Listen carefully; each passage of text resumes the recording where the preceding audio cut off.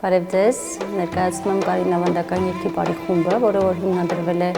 Գագիկ Գինոսյանի կողմից 2001 թվականին։ Նպատակը գրադարաններից ու արխիվներից ազգային մշակույթի մաս հանդիսացող երգն ու պարը հանելու ու հայ ժողովրդին վերադարձնելու առաքելությունը։ Մի հատ հետաքրքիր նախաձեռնություն ունենք, 2005 թվականից կազմակերպում ենք ամեն ամսվա վերջին ուրբաթ օրը պարի բաց դաս։ Սկզբում կազմակերպում էինք Նարեկացի արվեստի միությունում, 2010 թվականից միացավ նաև Կասկադում, Գաֆէսճեան քանդակների պուրակում, արդեն ամառվա ամիսներին։ Ցանկացած մեկը կարող է գալ, անկախ տարիքից սովորել, ծանոթանալ պարին, մշակույթին։ Հավելեմ նաև, որ Գագիկ Գինոսյանի երազանքներից էր հայ ռազմապարը տեսնել հայոց բանակում եւ 2023 թվականից սկսած պարը դասավանդվում է ռազմական բարձրագույն ուսումնական հաստատություններում։ Որպեսզի ճանաչենք պարը, եթե կուզեք, եկեք միասին սովորենք Կարնո Քոչարու շարժումները։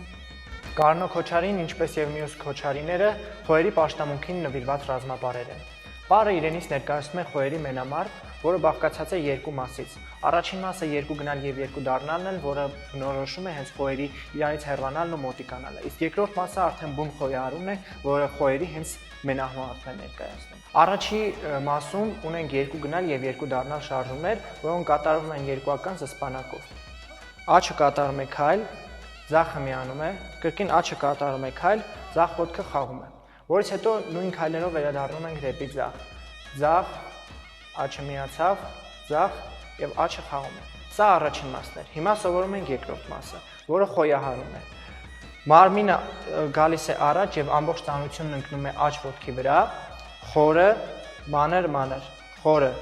մանր, մանր, հետ ենք վերադառնում ձախ ոտքի վրա, մարմնի ծանրությունը վերադարձնում ձախ ոտքի վրա, խորը,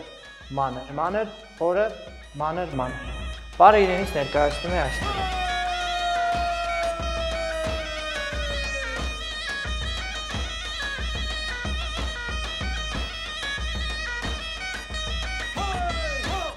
Դե ինչ, Կարին ավանդական երգի պարի խումբը նույնպես միանում է հայ քննեքին, որտեղ մենք կկարողանանք շփվել, ինչպես նաև կկիսվենք հայ ավանդական երգ ու պարին վերաբերվող մի շարք հետաքրքիր եւ ուսումնական տեսահոլովակներով։